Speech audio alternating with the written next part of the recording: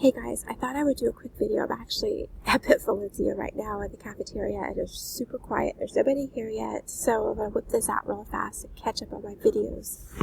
So for this one right here, this is a discussion board where you have to introduce us to your favorite philosopher. Now this is a discussion board, so you would use the rubrics of the orientation module for the discussion. Make sure you nail all the stuff, but basically you're going to go research a philosopher and you're going to introduce him to us. Now I do kind of caution, and this could be written on a video, right here.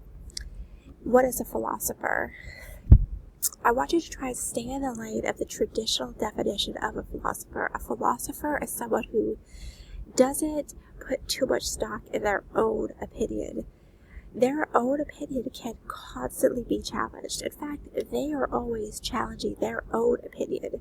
They're seeking wisdom, they're seeking truth, but not just what they feel hits them in the feels. They're not just looking for their gut. They're looking for objective, authentic truth, and they will test theory after theory after theory until they arrive at that theory. Some notable ones, Diogenes. I love Diogenes. So you might recognize him as the philosopher of the barrel. So for this one, again, he's constantly looking around and being like, let's test that theory, let's test that theory, let's test that theory. A philosopher isn't someone who just speaks and talks and debates all the time. That's a huge misrepresentation of philosophy. Philosophers debate because they're not trying to push their truth. They're debating because they're seeking truth. If you could out-argue them with a more logical, reasonable argument, they will succumb to it because you have just given them a better argument. If you're running into a philosopher who's not doing that, then that's just a poser and they're not a real philosopher. So another one I like, this one right here. This is Omegon.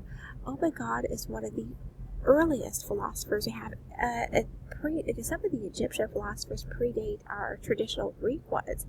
This one looked out into the sky and was like, what are those? And he really tested the bounds of science, and I love this guy.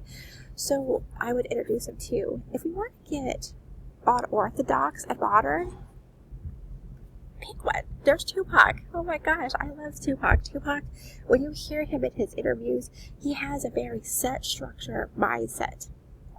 But he was always ready to be challenged, and he was like, come to the table with your argument. Let's talk, let's discuss. And over time, he was developing a philosophy until his life was cut short.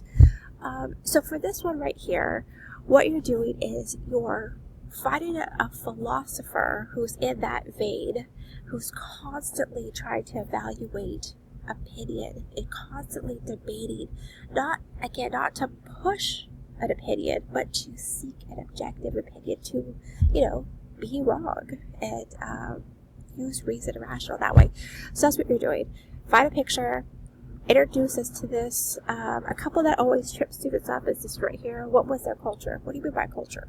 Cultural significance means like, what about their culture is influencing them? Like for Tupac, culturally speaking, he was living in an environment that was violent and hostile, and it was prompting him to come forward to question what was life like, what's the meaning of life, and what should we all be striving for. So he was kind of going against the grain within his culture at the time.